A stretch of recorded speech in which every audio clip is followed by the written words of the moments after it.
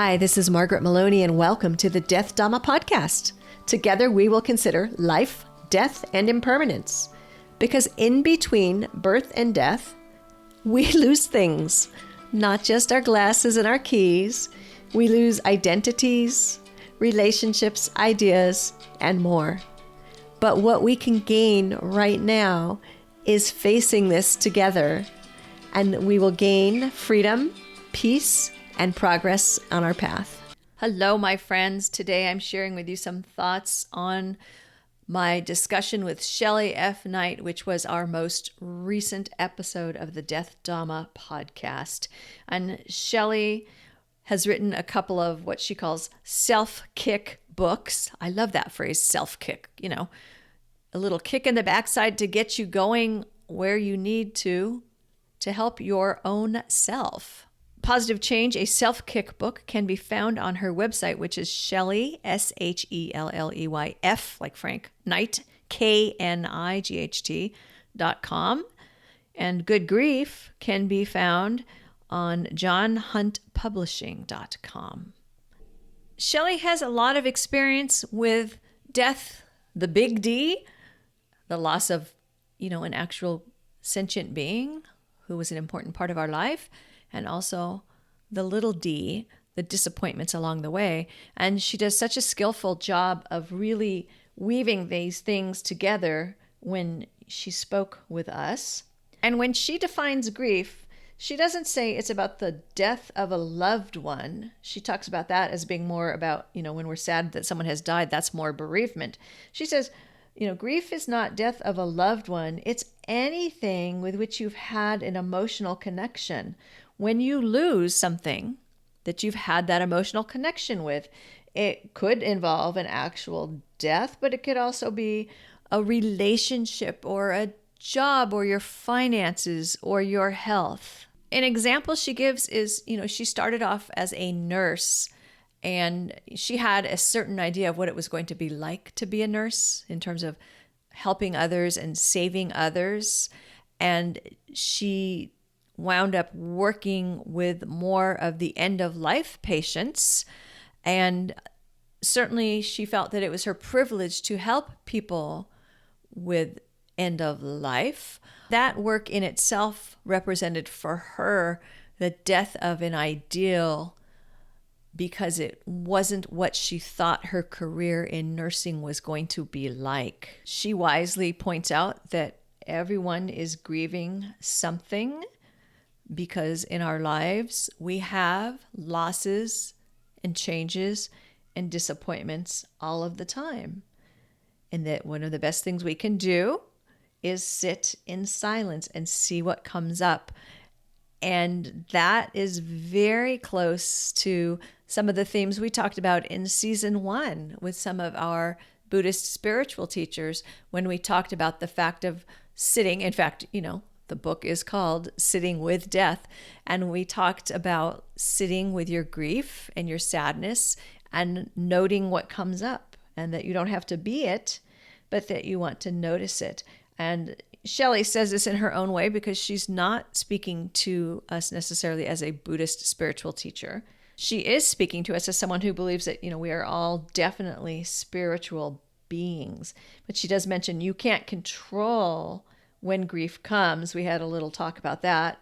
I had shared with her how I wished I could have scheduled it, but you can't schedule it. And she talks about the grief tsunami, which I think is such a critical phrase.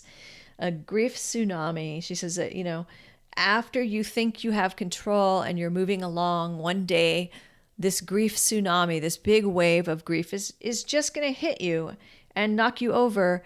And there's nothing wrong with that, and there's nothing to be done with that other than to just be with it. She talks about mini deaths, and that's what we're all about this season, right? Those mini deaths with the small d, the small lowercase d.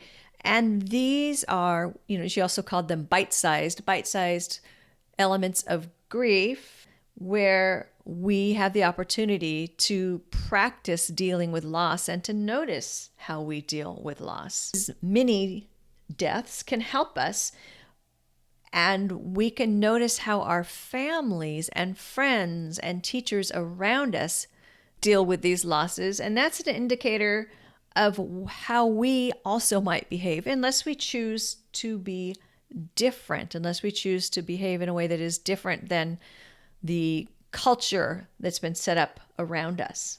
And from learning that, Shelley has become very open about her grieving, and whether she's grieving a mini death or other, she is open about grieving, especially in front of her children, in order for them to see that this is part of life and to bring it into part of their family culture and way of being.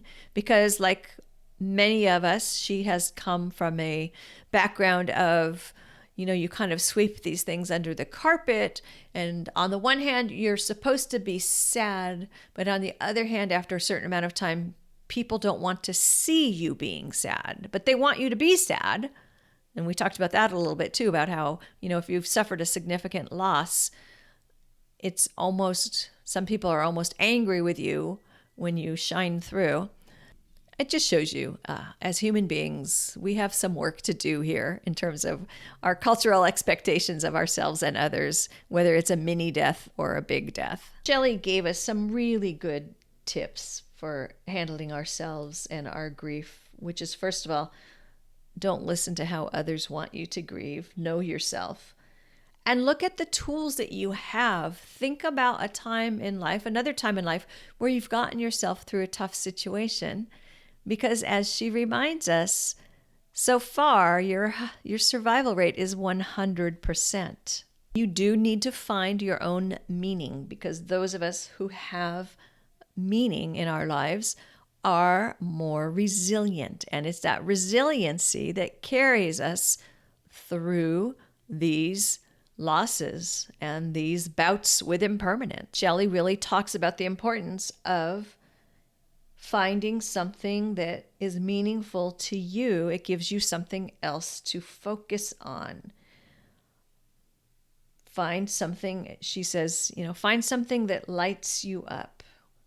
Where does your mind go? Where do you mentally wander in those quiet moments? In those quiet moments. For Shelley, it was writing, and that has led her to become an author.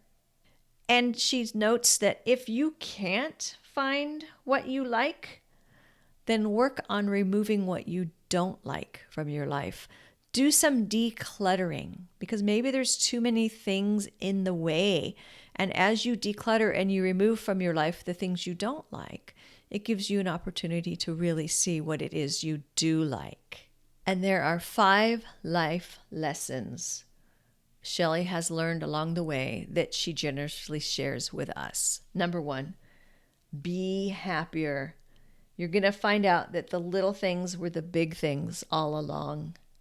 Number 2, connect to something bigger than yourself.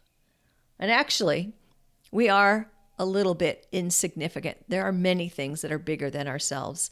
And this connection with something, a cause, a belief system, something bigger than yourself, actually helps you feel like you are part of the big picture. Speak your truth. She remembers a patient one time that she met who was in difficult stages of esophageal cancer, and he was actually going to have his voice box removed. And in his life, he had lived his life in a way that made others around him happy, but not himself. And, he had a lot of regrets. And soon he was going to have a hard time getting those regrets out, because he was going to lose his ability to speak. Now, the good news is that he did find a way to get some of it out. But don't wait. Don't wait until you almost lose your voice box. Speak your truth. Number 4, just do more of what you love. And number 5, live your life. You are more than one chapter. There's more than one chapter in your life. For example, yes, Shelley was a nurse, and we did speak about that. Now she is an author. She still has friends that will come back to her and ask her, when is she going to go back to nursing? Because for some reason they see her still as the nurse, or they feel that something about nursing is more suitable, whatever. It fits their image for her. But it doesn't matter because it's her life. It doesn't matter. It is your life. And you can see how that also ties with speaking your truth. Shelley's truth is that she is an author. And we are lucky that she came to visit and speak with me and share her truth and share her beliefs around the fact that, one way or another, all of us are grieving something. So be happier, connect to something bigger than yourself, speak your truth, do more of what you love, and live your life. Thanks, everyone. You've been listening to the Death Dhamma podcast with your host, Margaret Maloney. Thank you so much for being here.